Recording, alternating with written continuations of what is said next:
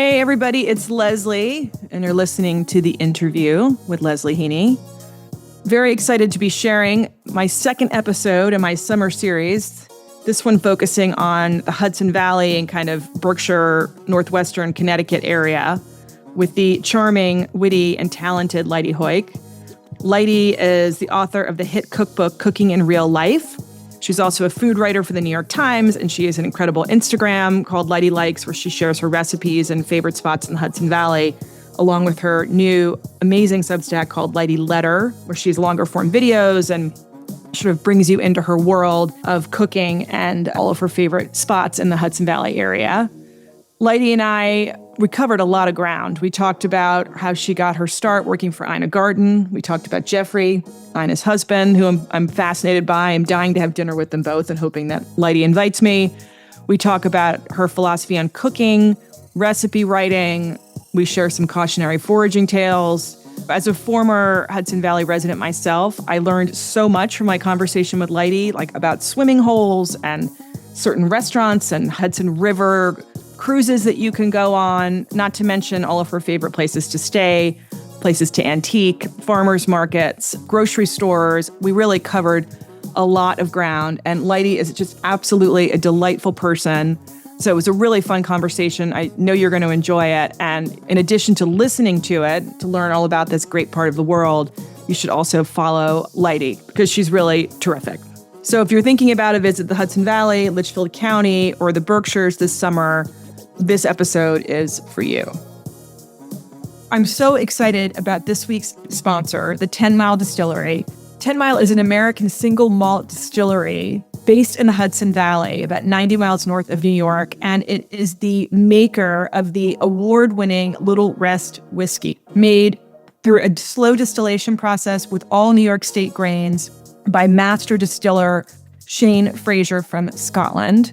And when I say award-winning, I mean it's earned a 95 out at the whiskey competition in San Francisco and a 96 at the New York International Spirits Competition.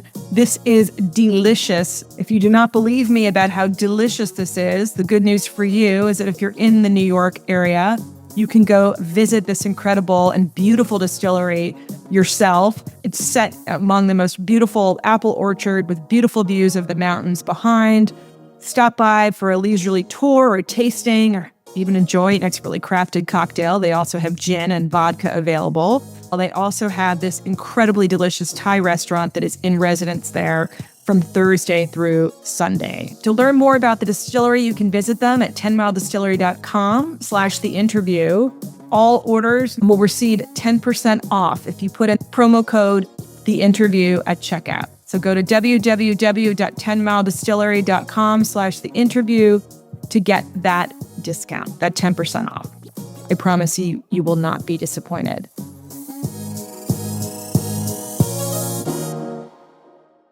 Lidey, it's so nice to see you. I'm very excited to talk to you about the Hudson Valley, which is a place that is very near and dear to my heart, being a former Millbrook resident, and I know a very special place for you too, and I can't wait to hear all of your favorite places.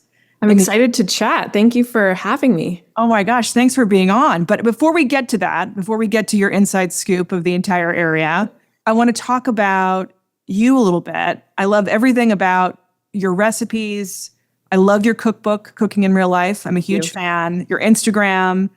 But tell us, is that sort of your philosophy about, cooking in real life, having these recipes that are kind of accessible for people? I mean, my philosophy, first, I'm not a trained chef. I'm not someone who's worked in restaurant kitchens for years. So I'm really coming at recipe writing and food writing from the position of a home cook. And I really want to create recipes for people who have all different skill levels in the kitchen to feel comfortable making.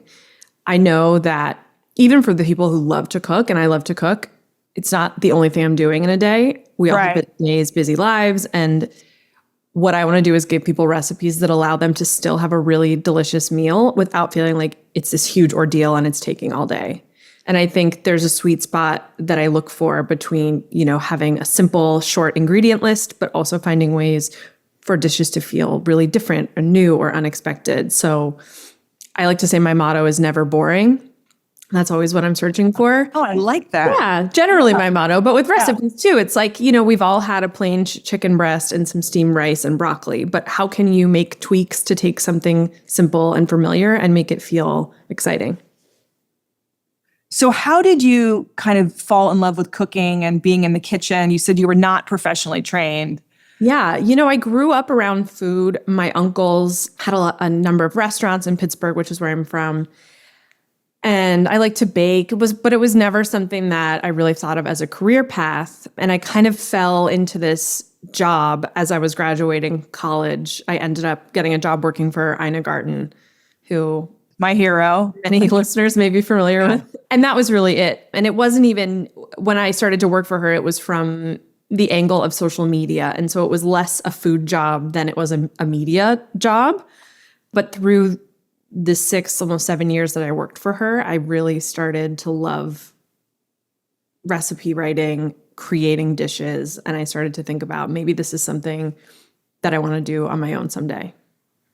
I never even thought about that art and skill set of recipe writing itself. That is it's a really important part of the whole piece of the puzzle, right? Being able to write something that's translatable. And so did you develop that skill kind of watching how she did it, or were you writing recipes for her as she was developing, the actual, I know, writes and creates and tests all of her own recipes. That's really important to her. And I learned from working alongside of her, I would test her recipes. So she would write a recipe, it would be completely finished, and then she would hand it to me or her other assistant, and we would make it through as though we were just a person reading the recipe. Oh. And that was really a test of, is it clear?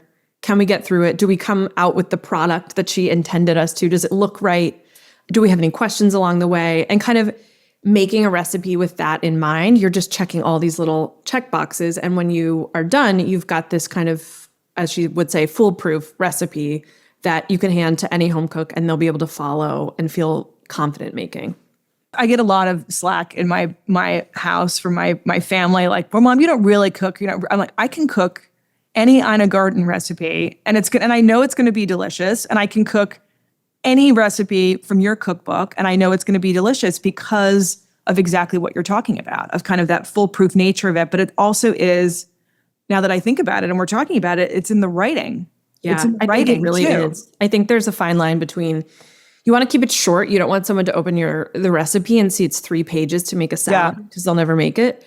But you also want to feel like they have every detail. And Ina used to say, she would want the person making the recipe to feel like she's there with them to answer questions. So putting in little details, in your own voice and not having it too scientific a style of writing, I think is really helpful and encouraging too.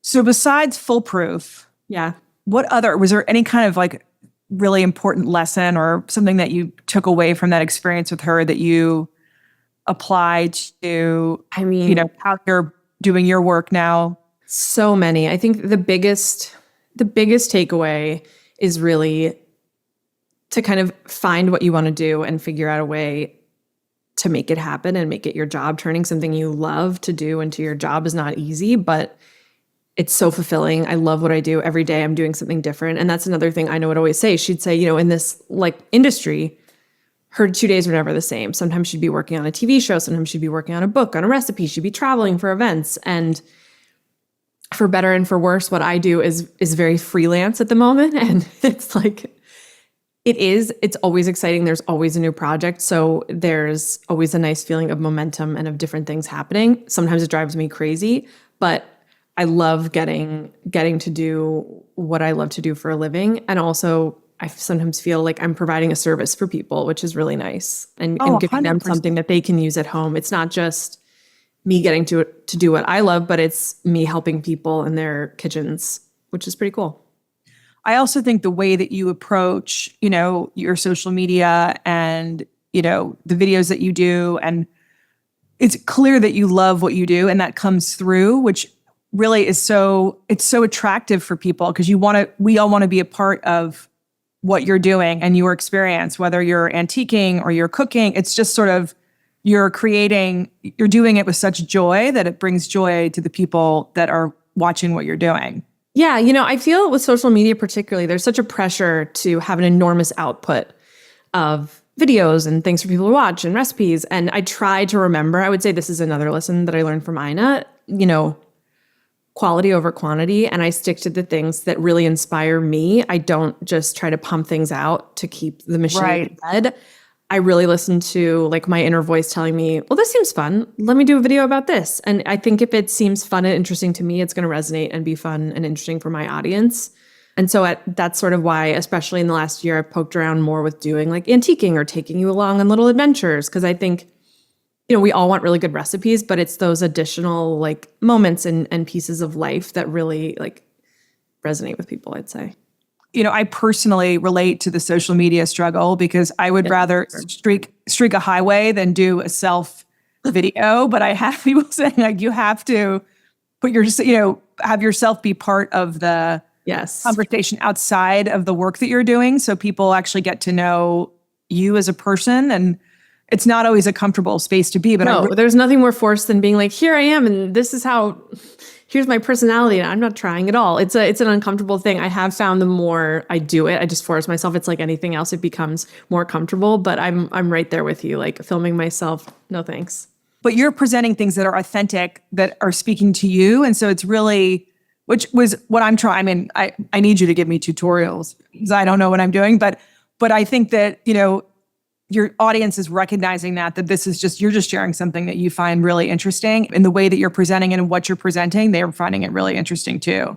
I hope so. Okay. So we talked about Ina a little bit. I do want to sort of explore Jeffrey, but I don't want to take us too far off piece. I'm fascinated by Jeffrey. I want to have dinner with Jeffrey and Ina. I love their love and the whole thing.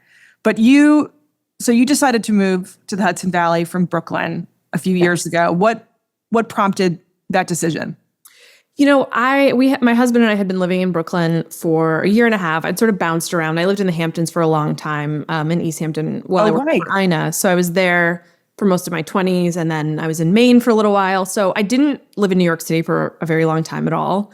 I love New York. I have a lot of friends there. I love to visit. For what I do and what I wanted to do, I just wanted a nice kitchen. That's all I wanted. And I wanted some trees. And it just felt, for the business that I was building, it didn't feel like a great fit. And so I convinced my husband that we could just try living upstate. And he was working remote. What happened? Yeah. I think it's just, you never know if you don't try. And that's always been kind of something that I live by. And we didn't have kids at that point. So I thought now's kind of the time. And worst case, we can always move back. And that was 3 years ago. And we're still very happy. So, I don't know what will happen in the long term. We now have a 6-month-old daughter and a long road ahead with school, and we're figuring it all out. But I think I love it here. It's a really fun place to live. And I feel grateful every morning that I wake up and I look outside my window and I see trees and cows. So I think it was a good test that we did. Oh my gosh, for sure. And as you said, that was exactly the same guide that I had when I made that leap.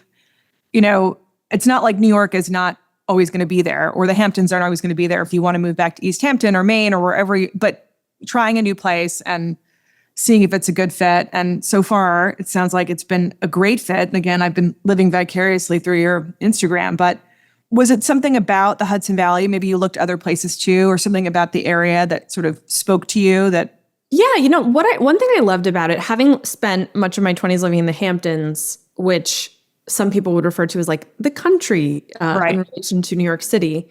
I liked that it was a distinct place that was close enough to New York that it had elements of culture. It had great restaurants, lots to do, but it still, was beautiful in the beach. The Hamptons is its own beast. And ultimately, I didn't feel that was going to be a great fit for me long-term either. But the Hudson Valley in some ways is similar. There's a lot of great influence culturally from New York, but you're in this bucolic, beautiful countryside. You can get around. There's also, where I am in the Hudson Valley. The Hudson Valley is a big region, and it gets lumped in with like Upper Westchester and the Catskills, and I know it's confusing, I think, to people. Some people think it's just the town of Hudson. So I'll like draw a little map sometimes to explain it. But where I am is near where Massachusetts, Connecticut, and New York all meet. And so it's this really interesting spot where I can be in the Berkshires in 30 minutes. I can be in Litchfield County, Connecticut in 30 minutes. I can be at the Hudson River in 30 minutes. And having kind of the confluence of all these different places, each having their own distinct character, I think is what makes the Hudson Valley and the surrounding areas so special, is you have all these different pockets and it's kind of like endless places to explore. You hit on something that I absolutely agree on. And it was so evident to me when we moved. You know, we were in Millbrook, you cross the line into Connecticut, you're in Sharon, and it's a totally different different. And as its own like really interesting kind of culture and community. And then, as you said, you keep going, you go to the Berkshires, that is its own, they're not, even though they're so close geographically, they are so distinct. And so it is really fun as someone who lived there and you are living there now to kind of explore, and for people visiting, which is what we're talking about, you know, also here today, is like these special spots in that area. But what's so fun about it is just all of the different optionality of things you can do and how they each are so distinct. Yeah, I've thought about, and I will do it at some point. I keep threatening to do a travel guide to the Hudson Valley. But I'm like, I need to create my own map, because it's not just the Hudson Valley. I can't separate it in my mind because it's so fluid, all these different areas, and they're all so, there's just so much to discover in each one that I think if you just limit yourself to New York, you're missing half of it. Yeah, oh, totally. But if you were to, one of the challenges I feel of the area sometimes is places to stay. And so I don't want to totally put you on the spot and get this question, but based on your experience, are there places that you, like if friends are coming to visit and there's no room at the inn, what are kind of your favorite? By the way, that is usually, I have friends whose kids are at Berkshire or Millbrook School, and they're like, "What?" I'm like, "Just stay with me," you know. And now oh, totally. I was gonna say there's always room in the inn. I mean, it depends. And again, it is such a big area, but I think I really like the White Hart Inn in Salisbury, Connecticut. Yeah. Is really sweet. Troutbeck, which is a hotel in Amenia, New York, is great. And they've got a pool and tennis, and it's kind of more of like a country estate feeling. And they just opened a new hotel in Litchfield called Belden House, which I've been wanting to check out. Oh, I didn't know that. Yeah, it's right in Litchfield. So I want to get over there and see that. And then there are a couple hotels in Hudson. I will just say this, there is a shortage of hotels in this area. And yeah, no, I know. Time for more hotels to open. And then up in the Berkshires, there are a lot of little inns. There are a lot of, there's higher end places like Canyon Ranch and Miraval, but there's also a lot of sweet inns, including, I have to give my dear friend a shout out. Her lifelong dream was to open an inn or to buy an inn, and she bought one in Lenox called the Apple Tree Inn, and it's right across the street from Tanglewood. And it's got so much character and charm. And I think in this region generally, what you're looking for or what you're going to find as far as hotels are smaller places. There aren't big hotels. They're going to be places with character and charm, and that's not everyone's cup of tea. But I think that is really kind of the spirit of the Hudson Valley and Northwest Connecticut. I also feel, not to go on and on, I feel like an Airbnb, there are so many nice house rentals, and then you kind of can have the full experience of having a house, cooking, going to the farmers markets, driving around. When people will ask, oh, do I need a car to visit the Hudson Valley? And the answer is yes, because first of all, you'll be sitting in your hotel. But so much of what's great about it is going on drives, exploring, finding little places. And I think if you've got a house that you're staying in, you kind of get the full experience that way. Oh, for sure. And you're mentioning the car piece. Is there, if you were to map out kind of like, let's say you have a weekend and you want to hit this special little area that we're talking about where you're kind of tucked between Dutchess County, New York, right? That part of the Hudson Valley, Connecticut, and Massachusetts. Would you start in Millbrook? Would you go to Sharon? Would you kind of like, what would be your kind of like your I sort of feel like Salisbury is a sweet spot, or Millerton. Oh, yeah. Yeah. Yep. I think from Millerton or Salisbury, you can kind of get up to the Berkshires. You can get up to Hillsdale, which is a beautiful part of Columbia County, which is north. You can get to Millbrook. Millerton is a very cute little town that's got some great antique stores and restaurants. So I would probably stay there, and then you're sort of in a central location to be able to jet around. To move around. Yeah. Okay, so farmers markets, you mentioned it. Yes. Maybe you do the Airbnb. You want to live like Lidey for the weekend. You're going to go grabbing the Cook in Real Life cookbook. Yeah, you're going to get really sick of cooking if you want to live like me. Exactly. Exactly. Go, and you're ready to have like a delicious meal. What are your favorite farmers markets or secret spots? Yeah, my favorite farmers market is the Copiague Hillsdale Farmers Market, which is near Copic and Hillsdale in New York. Great farmers market, tons of vendors. That's on Saturdays. Also love the Rhinebeck Farmers Market, which is a little bit further. That's on Sundays, so it's nice to have, different days. And I love in Hudson, there's a farm store called MX Morningstar that is incredible. They just have like the most perfect produce. They've got meat, they've got dairy, they've got fresh flowers. They do Christmas trees at Christmas. It's just, if you're kind of in that direction, I'll make up reasons to go in that direction just to go there. That is awesome. Yeah. And then if you want to go to a supermarket, you need to do that. Like there is Guido's, right? In the Berkshire. Guido's, don't get me started on Guido's. Guido's is my favorite place on the planet. I did a long video that I did where I was grocery shopping at Guido's and the butcher was giving me tips. I'll have to send it to you. Guido's is, to me, it's like a Nancy Meyer's grocery store, and that's in Barrington, and they have one in Pittsfield. Another place I will create reasons that I need to go in that direction. And then there are smaller, there are lots of smaller markets. For what I do, I'm constantly grocery shopping. And so I kind of have like in my mind which one I go to for which thing. And I end up doing a lot of driving around to grocery stores, which would drive most people crazy and drives my husband crazy, but kind of have it in my head, like which place has the best meat, where to get the produce, and so on. I have a very close friend who I have to introduce you guys to because he's just loves to cook. And he will go looking for ramps and looking for morels. And the morel thing is like a secret, foraging for what he's cooking. Have you done any of that? Or do you? I have. Near us, we found ramps and morels. Someone told me that just yesterday told me that they found oyster mushrooms growing on trees, which I have not. Yeah. I've never picked a mushroom off of a tree before. But that's probably you probably want to use a guide with that because that could right. Didn't that happen in Babar? I mean, I think you don't. Yeah. I think you got to be. I don't feel so confident. A morel is very specific looking, and so that one I feel a little more okay about.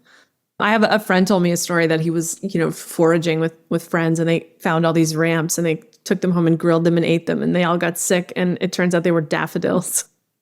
Yeah, exactly. So you're not for the novice. So anyone listening might want to get a field guide before you start your foraging, foraging career there. And then what about restaurants? There's so many good restaurants. I've got to start with Stissing House, which is in Pine Plains, New York. It's a great old tavern. Claire DeBoer, who's the chef, is just so talented. The food is kind of, upscale, like tavern country food. And it's our favorite, especially in the winter. They have like 5 fireplaces. So it's very cozy. For most of the year here, it's pretty cold. One newer spot that we have been loving, especially when the weather's nice, is the Pink House, which is in West Cornwall, Connecticut. And it's great. It's a beautiful drive from where we live to Cornwall. So we'll take a nice drive and you can sit outside there.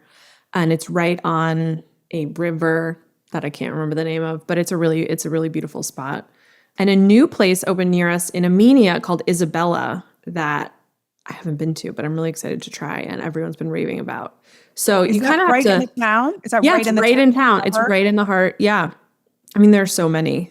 We also love in the summer, we love to go to 10 Mile Distillery, and we'll like get drinks and sit outside or have lunch or dinner. They've got a really beautiful outdoor patio that sort of looks out into this orchard. I think in the summer, the key is just finding ways to be outside as much as possible. Yeah. But that is right. I don't know if you know this, Lidey, but 10 Mile is one of my sponsors. So I always love talking. No. Okay. We'll cut that out. It's going to sound too fake. No, it's not. I mean, I love this. This is like legitimate. I've been explaining to all of. Well, there we go. All right. They're award-winning whiskey. But besides the fact that the whiskey is so delicious, they also have a restaurant that comes in and does Thai food right now, but they'll do other pop-ups and things like that. But they are a great spot for the summer. And also maybe even the Lantern in Wasaya. How did I forget the Lantern? We go to the Lantern probably once a week. That's a great wood-fired pizza place with a beautiful kind of outdoor courtyard. And if you have kids, that is the place. Yeah. I really never noticed it until now we have our baby. Not that she can do much at this point, but it's just the place to be if you're a kid in the Hudson Valley. And the pizza's delicious. The people who run it are the sweetest, nicest people. So yeah, we're there at least once a week. It's in this really cool hamlet. And actually, I want to talk to you too about sort of like favorite things to do in places, but there's an artist colony there in the summer. They do a residency program and people artists will come and they'll stay and they do different shows. Sometimes they do art classes, but they've literally kind of taken over this little hamlet that was this historic town and filled it with artists and this great pizza place and bar. There's a bakery now too, called Witty Bakery that's down the street. And Ariel, who runs it, makes absolutely delicious bread, pastries, cookies. So you got to check that out. Oh my God, for sure. And then, okay, so we kind of hit some of those spots for food. And Hudson also has some great... Hudson, I mean, should be its own episode. There's so much in Hudson. Talbot and Arding is an incredible prepared food store, great cheese selection. The restaurants in Hudson are always changing, and there's always a really good new restaurant. A couple that have opened this year that we have liked are Manor Rock Farm Restaurant and the Cassia. What else? There's so many. And the Hudson Farmers Market's great too. I mean, it really just depends, back to our sort of geography conversation. It depends sort of where your nucleus is. Right. When you're staying here, because you'll find more than I could possibly list right now in each area. There's like its own little hub and world. So I think no matter where you end up staying, if you visit the Hudson Valley, you're going to find a ton to do. You just almost need to pick a spot and focus. Yes, and then like kind of work out from there. You're right. Yeah, and maybe come back if you feel like you missed a part of it, because there really is there are so many different pockets and each one has its own character, and that is, I think, just what makes it such a special place. I'm so excited about my latest sponsor, Cozy Earth. Cozy Earth's bamboo sheets are temperature regulating and guaranteed to give you the best night's sleep you've ever had. They're made from viscose from bamboo, and they naturally wick away heat and moisture from your body, allowing you to sleep several degrees cooler. Now, for ladies of a certain age, like myself, who may be experiencing night sweats, those several degrees cooler make all the difference. They alleviate your symptoms, and they help you sleep through the night.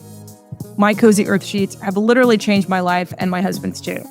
We just arrived at our summer rental, and we have a temperamental Nest thermostat in our room. So I've been tossing and turning, just dreaming about my cool Cozy Earth sheets back at home. Cozy Earth sheets not only keep me cool and allow me to sleep like a baby, but they're also the softest sheets I have ever owned. It feels like you are sleeping on a cool cloud. I could not love this product more. Another amazing thing about Cozy Earth sheets is that you get a free 100-night sleep trial. So you can try them for 100 of the hottest nights this summer. And if you're not in love with them, you can return them hassle-free. But trust me, you will not want to return these sheets. So upgrade your summer and your life, frankly, and go to CozyEarth.com. Use the code INTERVIEW at checkout for 40% off temperature-regulating sheets, apparel, and more. Trust me, you're going to feel the difference the first night. That's CozyEarth.com. Use the code INTERVIEW for 40% off. Sleep cooler, lounge lighter, stay cozy. The other restaurant in Hudson that is really quite good, it used to be Fish and Game. Yes. A Feast and Floret. Yes. Yeah. And that is owned by good friends of ours, the Milling Smiths, are co-owned by them. Nice. And so we've been there, times with them, and the food there is great. And Lavinia also she grows her own fresh flowers, so she sells them out of the restaurant. So they have these beautiful bouquets of, fresh flowers you can buy, even if you're going to love that restaurant. I know. It's a really sweet, kind of like very special thing. They've got this great flower cart in there, great brunch and lunch. Okay, so I've stalked you antiquing in the area on Instagram, like trying to see, like looking the caption of where is Lidey going, but like favorite places, like flea markets or antique spots, like. Okay, a few favorites, and hopefully I won't regret sharing my secret spots. Sorry, that is something. It's like, no, it's okay. I think morels you don't want to share because they'll that's be all right. I think they're such great places and run by such great people that I'd love to share. My all-time favorite, my top favorite, is Montage Antiques in Millerton, and that's right on the main drag. And then that's Millerton, New York. Next to Montage, there's a whole strip of about 4 antique places. And on the end is a big antique mall that kind of has, I would say, a greater range of stuff. But the couple, Dana and Fritz, who own Montage, they go to France, they go to Italy, they go to Belgium, they go to Hungary. They are constantly traveling and bringing back antiques. And I just love their taste. It's a lot of very Hudson Valley, Northwest Connecticut kind of rustic pieces, farmhouse kind of vibes. So I love Montage. Millbrook has two great antique spots. I also, what I like about the antiquing in the Hudson Valley is depending on where you are, there's kind of a different style. Like I think the Millbrook antique places carry more equestrian kind of things with like horses. And, we got this great big horse painting in a gold frame that we found there.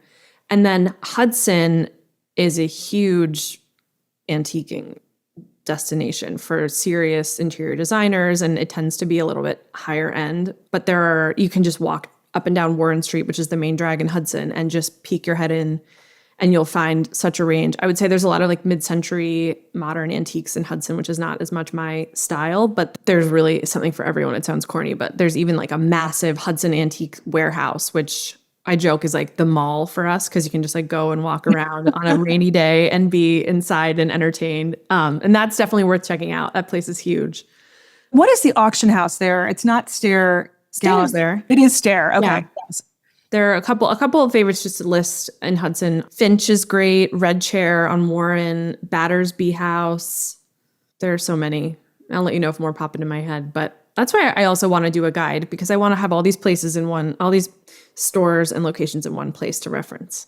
I know. Listen, I would, because the thing is too, we've sort of hit on it a little bit in this conversation, is that there is a lot of like, there are new restaurants that are opening, there are new antique places that are open. There's in the past couple of years in Millbrook, for example, Creel and Gow opened up a store there next to Angerie. You can see my French 3 really very good. Yes. showed up there. My just rolled off my tongue. Oui, oui. And they're attached, and that's, those are beautiful. Those are two beautiful stores. Oh my gosh. Stores. And you get that kind of juxtaposition of that going to the Millbrook Antiques malls, as two you mentioned, down in the village of Millbrook. And those are all, you have to really like dig and get in there. But, as we mentioned, it's cold a lot of the year. So that is your mall. That's a good, literally. Right. To go and kind of walk around and stay warm. So your daughter's 6 months old. I'm sure you're probably doing like maybe, I don't know if it's stroller walking or like, doing the papoose backpack thing, but are there any kind of hikes or drive? You mentioned that one drive going to that restaurant in Cornwall, like, driving anywhere here. I think that's one of like the true joys of living here, is that the drives are just endlessly beautiful. And you find yourself on these roads that just following Google Maps, and it's like the most beautiful road you've ever seen. I love to drive through Ankrum and Ankramdale, which are kind of north of Millerton. I love the drive from Salisbury, Connecticut up to Great Barrington. There's a really beautiful road that takes you directly north.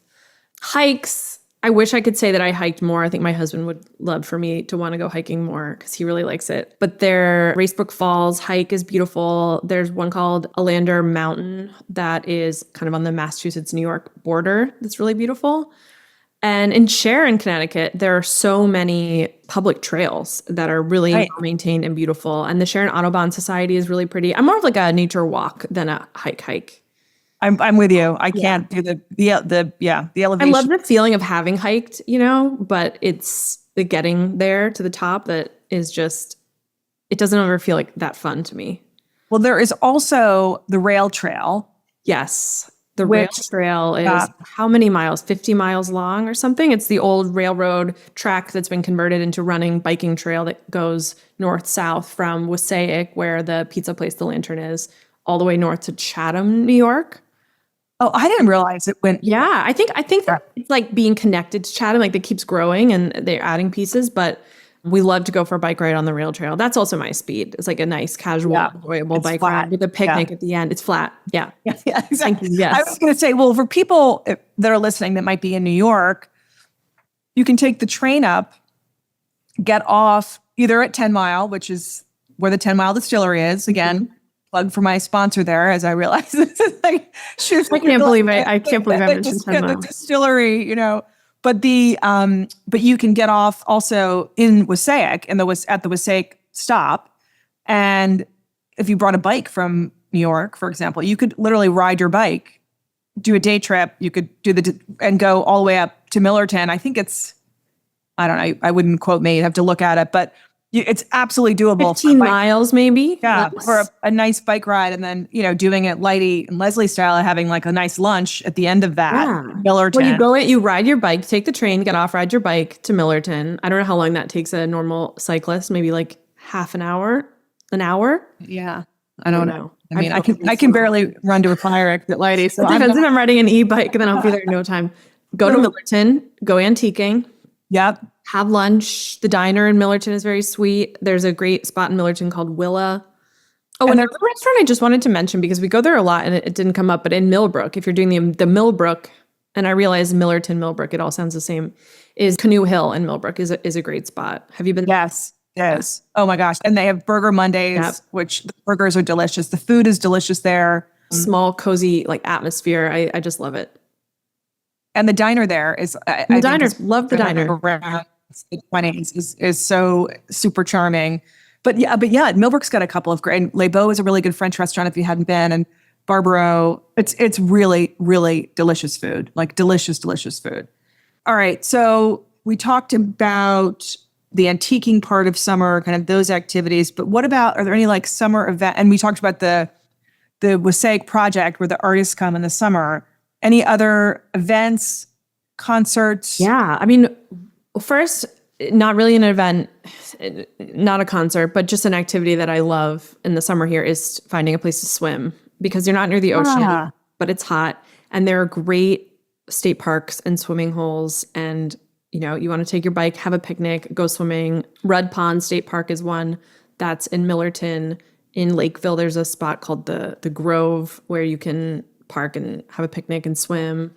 And up in Stockbridge in Massachusetts, there's the Stockbridge Bowl, which is, I think, my favorite. It's a little bit far for us, but when we're up that direction, it's absolutely beautiful. And you feel like you're just having like an old-fashioned summer when you're there. Everyone just pulls up and parks and just jumps off the rocks. So that's always fun, and just kind of, you really feel like you're living in the country when you do that. Yeah, I've never done that. I'm going to have to, this is why we're having this conversation. I want all the inside scoop and tips from you, but I haven't done that. That sounds so fun. There's also, I'm not going to pronounce this right, and I'm just deeply confused about how to pronounce it, but it's either Taganak or Taconic. Taganak State Park, which is closer to Hudson. Incredible swimming there too. I have never done that. I'm going to add this to my list. It's fun. I mean, it just feels like such a simple joy, and you can also make it more complicated joy by packing like an elaborate picnic and a bottle of wine. But that's one of my favorite things to do in the summer. And then on the kind of more event side, we love going to Tanglewood, which is also in Lenox, in Massachusetts. It's the summer home of the Boston Symphony Orchestra, but they also do like music concerts. Like James Taylor has a concert there every July 4th. Last summer we saw Brandi Carlile. This summer we're going to go see Bonnie Raitt, and you can bring, it's a very low-key, laid-back place, and you can bring a little table, chairs. It's kind of like a big lawn, and you can sit outside and bring your own food and wine and just sit in the summer on a summer evening and enjoy music, and it's just the best. A lot of people in Millbrook have done that and do that, and I have not done it yet. And I didn't realize just the types of concerts that they have or who they actually get to play. Yeah, you have to look. I mean, it's not, they'll probably have maybe 5, maybe 7 kind of popular music concerts. You can also go in there and listen to, the symphony, which is amazing. But it is fun. It's just a fun venue to see someone you love. And I think they also, I was looking at the schedule. We're actually going this weekend to see John Mulaney, the comedian, who's, oh my God, he's one of my favorite. But totally. Yeah. He's doing a show. Sorry? Is it just this weekend, or is he like in? I think it's just this weekend. Oh, I'm so bummed out. We are coming up on Tuesday, July 1st, to Millbrook. Our daughter, who's 19, like we love John Mulaney, but she loves John Mulaney. Oh, that is so great. It's fun. Double check it in case I'm wrong, but yeah, they get big acts, and it's it's just a really fun venue. The other thing, if you haven't done it yet, which is fun, we're talking about kind of like tailgating or having a picnic, is to go watch a polo match over at Mashomick. I have done that one time. A friend invited me. It was my first polo match, and it was so fun. It's so fun, and it's right in Pine Plains, right next to Stissing House that you talked about earlier. You literally could go in the afternoon, see a polo match, and then go have an early dinner right there. And Pine Plains is also a charming little town. Oh my gosh. And they have there's a theater too in Pine Plains. Right. The Dissing Center. It's Dissing Center, exactly. And so that might be something to check out to see what they might have going on this summer. So you've got so much going on between like a 6-month-old, all the things that you're doing with your cooking, and you're also doing a bunch of writing and a new video series. You've got a Substack. Tell me like what's next on the horizon, or what are you kind of really excited about working on right now? Yeah, I mean, I started a Substack newsletter this spring, and part of the reason that I wanted to do it was just to have a place to write, at a little bit more length about things, and, have something that felt a little bit more in depth than social media. And as part of that, I've been doing this video series, which has been really fun. I basically go on little adventures around the Hudson Valley and kind of this wider area that we're talking about. And I'm doing one a month. So I'll go somewhere fun and take you along, and then we'll do a recipe together. And the one that I just did most recently was to take it back to antiquing. I went to Brimfield, which is this massive antique market in Brimfield, Massachusetts, which is getting a little bit out of this area. I think it's like an hour and a half from where I live, but if you love antiquing, you've got to go check it out. It's absolutely incredible. So it's been fun to just have kind of this idea to play around with, and I'll just go shoot wherever is inspiring to me. And it's part cooking, it's part travel, it's part lifestyle. And it's just been a fun project and something I haven't been able to do before. That length. The videos are like 20 minutes long. And then I'm always just working on different recipes, and I do a lot of recipes for New York Times Cooking. And I just started a gig doing recipes for America's Test Kitchen. Oh, yeah. Boston. So I'm super excited about that. So yeah, no shortage of projects. But so for the video series though, and sorry if I missed it because I was pulling up your Instagram as you. Oh, that's okay.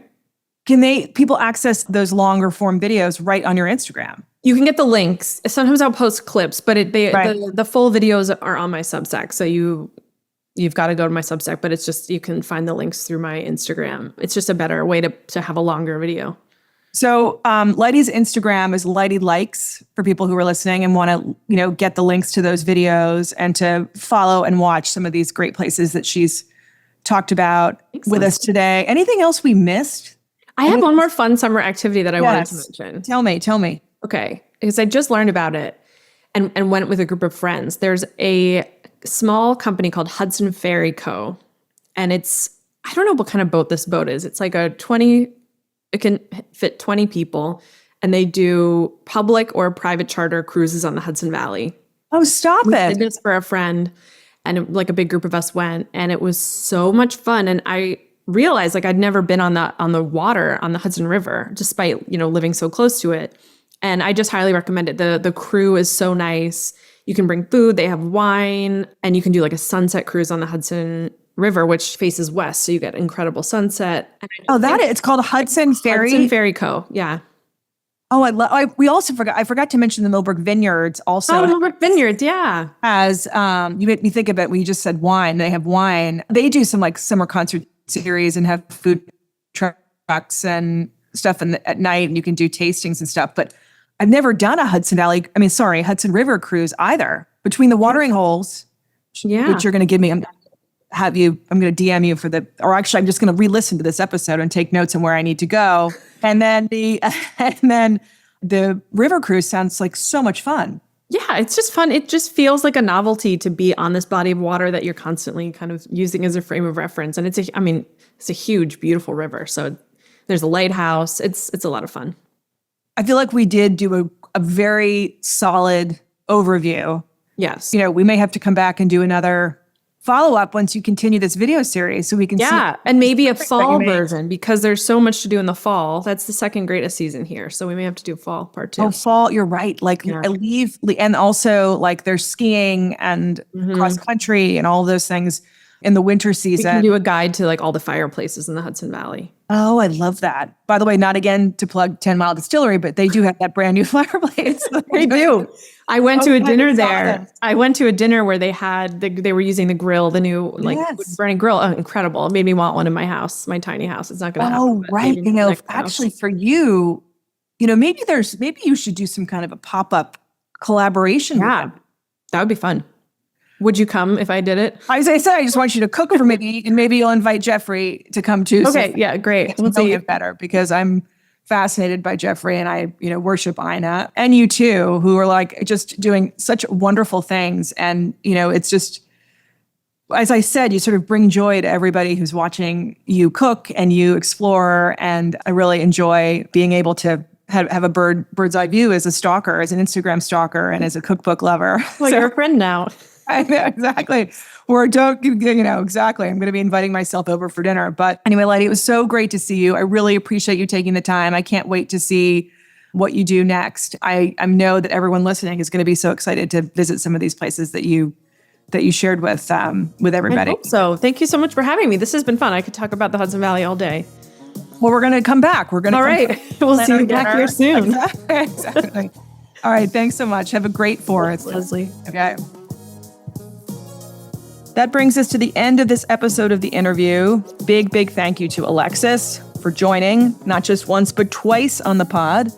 I could spend every waking minute with Alexis. I enjoy all the time I spend with her, both on and off the pod. Had so much fun recording that episode and getting all of the ins and outs of Napa from her. Also, a big thank you to our sponsor, 10 Mile Distillery.